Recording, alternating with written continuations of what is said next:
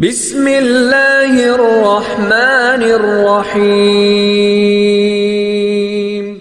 حضرت عبداللہ ابن عمر رضی اللہ تعالیٰ عنہ بیمار ہو گئے، شدید علیم تھے، طبیعت مبارک میں کمزوری آ گئی، کچھ کھانے کو دل نہیں کرتا تھا، گھر والے بار بار کہتے کچھ کھا لیجئے کچھ کھا لیجئے، نہیں کھاتے تھے۔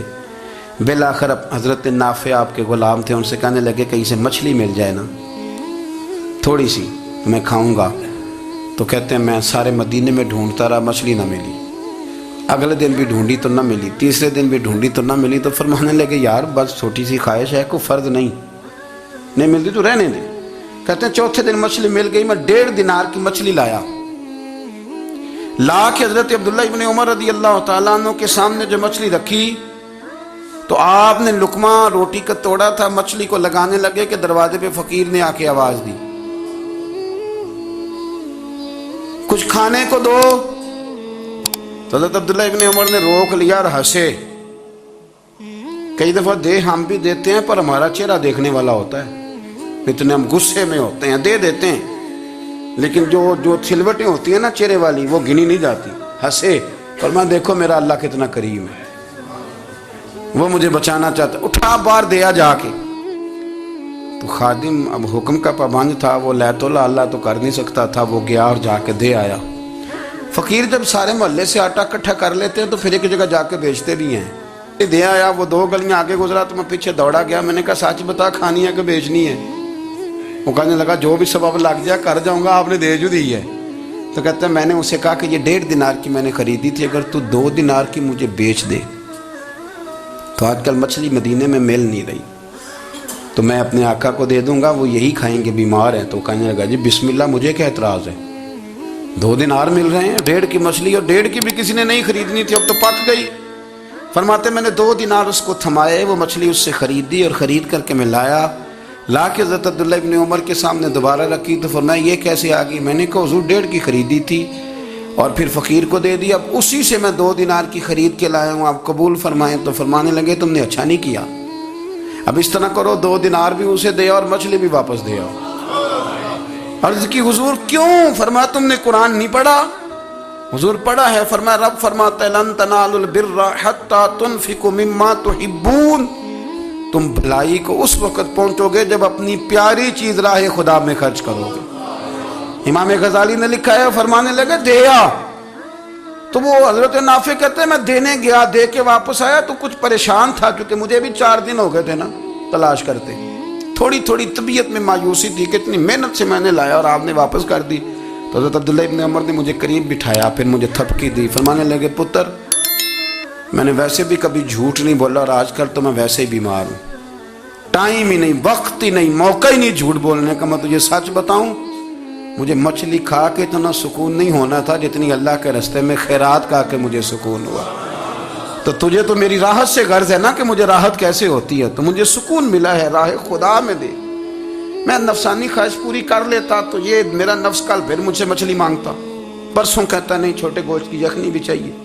ہم لوگ الجھ گئے ہیں، بہت بڑے قیدی ہیں اپنے آپ کے، بڑے قیدی ہیں، سارا دن اپنی خواہشات کی تکمیل میں بھاگے رہتے ہیں، بڑے بڑے سونے نوجوان۔ میں ان پہ تنقید نہیں کرتا، مجھے ان پہ ترس آتا ہے، جب میں رات کے اندھیروں میں انہیں ٹیلی فون لے کے چوکوں میں کھڑے دیکھتا ہوں تو مجھے رحم آتا ہے۔ میں کہتا ہوں دیکھو نفس کی خواہش کے پیچھے یہ کیا مثلاً آخر کیا ہے اس میں، ایک عورت کے پیچھے تباہ کر لیا اپنے آپ کو، یعنی زیادہ سے یہ کوئی مقصود ہے، یہ کوئی مقصد حیات ہے جس کو مقصد بنا لیا ہے؟ میرے عزیز بات کو سمجھ لیں، اتنا خوبصورت آدمی ہے اور اتنا اس کا اونچا قد کاٹ ہے، اور کیا کس کے پیچھے یہ بھاگا ہوا ہے؟ بڑا سمجھدار، دانشور، عقل مند آدمی، ذی روح بندہ، لیکن اس کا سٹیٹس آپ یہ ملاحظہ کریں کہ وہ 20-40 ہزار کی خاطر جھوٹ بولتا ہے، دھوکہ دیتا ہے، فریب اور فراڈ کرتا ہے۔ ہم اپنی نفسانی خواہشات کے پیچھے اس طرح بھاگتے ہیں کہ ہم اصل سے رہ جاتے ہیں۔ میری باتوں کی سمجھ آ رہی ہے آپ حضرات؟ تھوڑا تھوڑا کر کے ایک ایک کر کے ان کی باتیں کم مانیں۔ وہ ضروری تو نہیں نا کہ سویرے ناشتہ بازار سے اپنی مرضی کا تگڑا کیا ہے، بازار سے لا کے پوڑیاں چنے بہترین کھائے، اور پوڑیاں چنے ابھی کھائے نہیں، شاپر میں ڈالے ہوئے ہیں، اور وہ لے کے ابھی آ رہا ہے تو ساتھ ہی رستے سے گوشت بھی چھوٹا اچھا لگا تو 2 کلو وہ بھی لے آئے کہ پوڑیاں چنے کھاؤں گا اور دوپہر کے لیے گوشت پکاؤں گا. وہ پہلے یہ تو کھا لے صاحب, اس سے تو نجات پا لے. یہ پتہ نہیں ہضم ہوتا ہے کہ کچھ اور کرتا ہے تیرے ساتھ, لیکن وہ گوشت بھی ساتھ لے آیا. یعنی ٹیبل پہ, ناشتے کے ٹیبل پہ بیٹھ کے فیصلہ ہو رہا ہوتا ہے کہ ہم نے کیا کھانا ہے, ہم نے کدھر جانا ہے.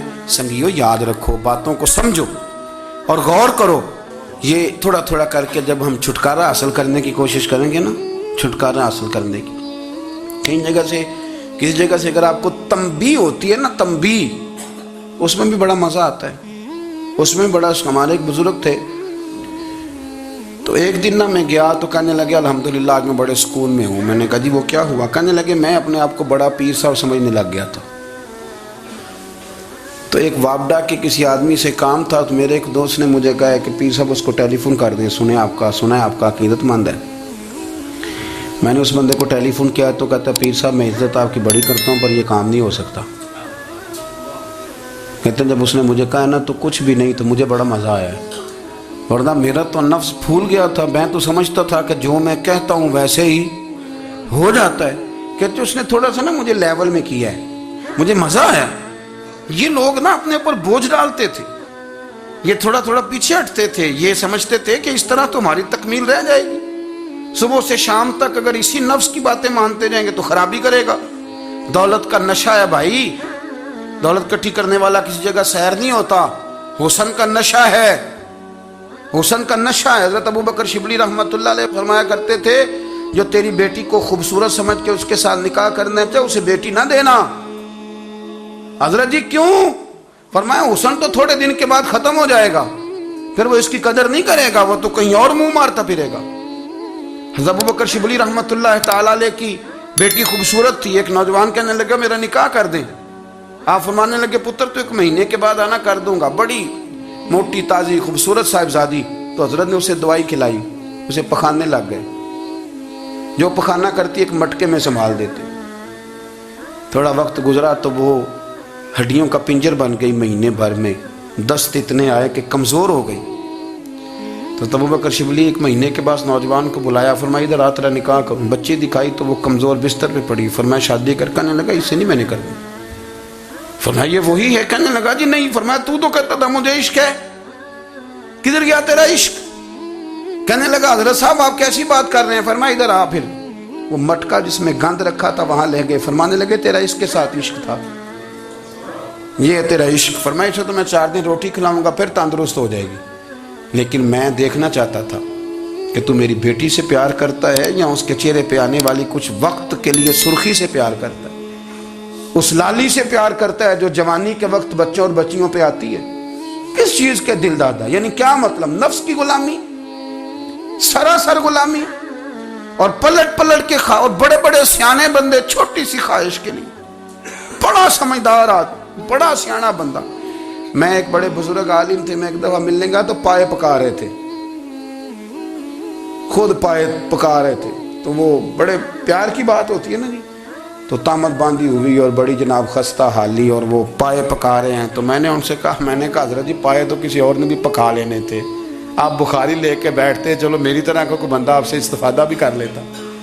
اب پائے آپ لائیں گے, پھر پکائیں گے, پھر آپ کھائیں گے, تو یہ تو 24 گھنٹے آپ کسی کام میں گزر جائیں گے. تو یہ ایک چھوٹی سی خواہش کے لیے. میں کسی چیز کو حرام نہیں کہہ رہا, قرآن پاک کی جو آیت پڑھی ہے صرف اس کی تفسیر آپ کے سامنے عرض کر رہا ہوں. ہماری خواہشات ماں پالتی ہے, آپ کو نہیں پتا کتنے دکھ سہتی ہے. میں ان ماؤں کو جانتا ہوں جو بیٹے کے حصوں کی مار بھی اس کے ابے سے کھاتی ہیں, مار کھاتی ہیں وہ. ایک خاتون ایک کان سے سنتا نہیں, میرے پاس ایک دفعہ آئی, کہنے لگی سٹ لگ گئی سی, کوئی دعا کر دیں یا کوئی وظیفہ پڑھ, ڈاکٹر کہتے ہیں ٹھیک نہیں ہو سکتے. میں نے کہا باجی صحیح بتاؤ مسئلہ کیا ہے؟ کہنے نہیں کچھ بھی نہیں, مسئلہ کیا ہونا ہے, پتر غلط نکل آیا ہے, اس کا باپ روز مارتا ہے, آج میں آگے گئی ہوں تو اس نے ایک تھپڑ میرے کان پہ مار دیے, پردہ پھٹ گیا. مائیں مار کھاتی ہیں, لیکن وہ پتر جس کو بڑی محنت سے پالا ہے وہ جوان ہوتا ہے تو اماں سے کہتا ہے تجھے چھوڑ دینا ہے, پر جس لڑکی سے میرا ٹیلی فون پہ رابطہ ہے اسے نہیں میں نے چھوڑنا, وہ نہیں چھوڑ سکتی. ہر شے کچل جاتا ہے وہ. اماں کبھی لیٹ کے رات کو سوچتی ہے کہ یہ تو میری کل کمائی تھی, میں تو آج بھی اس کے حصے کے تھپڑ اپنی گالوں پہ برداشت کر رہی ہوں، تو یہ کدھر گیا؟ اردشیر نام کا بادشاہ تھا۔ حضرت محدث ابن الجوزی آج سے کچھ 700 سال پہلے لکھتے ہیں، اردشیر بادشاہ بڑا خوبصورت تھا، جوان تھا، بڑا عقل مند تھا۔ اس نے اس طرح کیا کہ قریب کی ساری ریاستوں پہ قبضہ کر لیا۔ بڑا عقل مند زیرک تھا، قبضہ ہو گیا۔ ایک بادشاہ بڑا سخت تھا، اس کے ساتھ جب پنجہ آزمائی ہوئی تو اردشیر کہتا ہے اس پہ میرا قبضہ نہیں ہو رہا تھا، اور جب ہم نے ساری ریاستوں نے مل کے اس پر حملہ کیا تو ایک قلعے کے اندر قلعہ بند ہو گیا۔ اردشیر بڑا خوبصورت آدمی تھا، بڑا سمجھدار تھا، تو وہ بادشاہ قلعہ بند ہو گیا، اس نے کہا نکلنا ہی نہیں۔ اب وہ اندر بند ہے، یک بارگی حملہ کیا تو وہ بڑا قلعہ تھا اس میں بند ہو گیا۔ اس بادشاہ کی نا جس پر حملہ کیا، اس کی بیٹی اچانک ایک دن قلعے کی دیوار پہ چڑھی تو اردشیر کے حسن و جمال کو دیکھا تو عاشق ہو گئی، اور اپنے ہی باپ کے خلاف اسے کہنے لگی کہ اگر تو میرے ساتھ شادی کا وعدہ کرے نا تو میں تجھے رستہ بتاتی ہوں حملہ کرنے کا۔ اس نے کہا میرا وعدہ رہا، تو رستہ بتا۔ اس نے رستہ بتایا اس لڑکی نے، اور بادشاہ نے حملہ کیا تو اس کا باپ قتل کیا، اس علاقے پہ قبضہ کیا شادی کے وعدے پر۔ ہاں نفسانی خواہش بندے کو اندھا کر دیتی، نہیں سمجھ آتی اس کو میں کدھر جانا ہے، اندھا کر دیتی۔ حملہ کیا، اور جب اس لڑکی کو لے کے آیا نا اپنے محل میں، تو پہلے دن شادی کی پہلی رات تھی، تو بستر بچھایا کنیز نے، تو وہ کبھی کروٹ ادھر بدلتی کبھی ادھر بدلتی، تو بادشاہ کہنے لگا کیا ہے؟ کہنے لگی بستر میں کچھ ہے، مجھے تکلیف دے رہی۔ اس نے چراغ جلائے، اور جب بستر اٹھایا تو ایک اتنا سا دھاگا نکلا۔ دھاگے سے عموماً تکلیف نہیں ہوتی، تو اس نے کہا تو اتنی نرم و نازک ہے کہ دھاگا؟ کہنے لگی میرا باپ نا میرے ساتھ اتنا پیار کرتا تھا کہ روز میرا بستر بھی خود بچھاتا تھا، اور اس نے آلہ رکھا ہوا تھا، وہ ناپتا تھا کہ کوئی پایا اونچا نیچا تو نہیں، میری بیٹی کا بیلنس سوتے وقت خراب نہ ہو جائے، اور میرے لیے گوشت اور کپڑے بھی خود پسند کر کے لاتا تھا، کھانے پینے کا خود خیال کرتا تھا۔ اردشیر کہنے لگا اچھا وہ اتنا پیار کرتا تھا، اور پھر تو نے اس کے ساتھ کیا کیا؟ کہنے لگا بلاؤ کنیزوں کو بلایا، فرمایا اس کو اٹھاؤ اور جلاد کے پاس لے جاؤ، اسے کہو کہ اس کے بال ایک گھوڑے کے ساتھ باندھے، پیر دوسرے گھوڑے کے ساتھ باندھے، اور ایک گھوڑا ادھر بھگا دے، کدھر بھگا دے، یہ جس کے باپ نے اتنا پیار کیا، یہ نفس کی اتنی غلام ہے کہ اس کی وفادار نہیں رہی تو میری وفادار کیسے بنے گی؟ اس نے اتنے نازوں سے پالا کہ دھاگا اسے برداشت نہیں۔ او یارو یاد رکھو، اگر نفس کی غلامی کرو اور بڑے وفاداروں کو چھوڑ کے غلامی کرو تو پھر کہو وفادار مل جائیں، کوئی بول اب لڑا نہ بول بیٹھی ہوں دے خصم ناراض بڑ بولیاں دے، کہاں سر کھائے تے بلبل ٹھنڈ پائے، بڑے فرق نہیں سجنا بولیاں دے، جڑیاں خصماں دی وچ رضا وسن، پاگ جاگ جاندے انہاں گولیاں دے، آپ ادلیاں نو سردار پین تکے تے شرما والیاں نو چوٹے ڈولیاں دے۔ اپنے نفس کے پیچھے چلو کہ تو یہ تباہی ہے۔ جب ہم نے کسی سے وفا نہیں کی تو یہ کیا امید ہوئی کہ دنیا ہم سے وفا کرے گی؟ اللہ رسول کی مرضی کے مطابق اصول پسند زندگی بنائیں، ایک ایک کر کے اپنی خواہشات سے پیچھے ہٹیں، تھوڑے پہ گزارا کرنا سیکھیں، اپنے نفس کو سمجھائیں۔ ضروری نہیں کہ روٹی ہر وقت مزے کے لیے کھائی جائے، کبھی کمر سیدھی کرنے کے لیے خشک روٹی بھی کھا کے دیکھو، کبھی سادہ کھانا اس پہ بھی اکتفا کرو، کبھی تھوڑا کھر کے اچھے طریقے سے سادے کمرے میں بھی اللہ کو یاد کر کے دیکھو۔ نفس کے پیچھے نہ بھاگیے گا، تباہی کرے گا۔ رب کریم سمجھنے کی توفیق رفیق عطا۔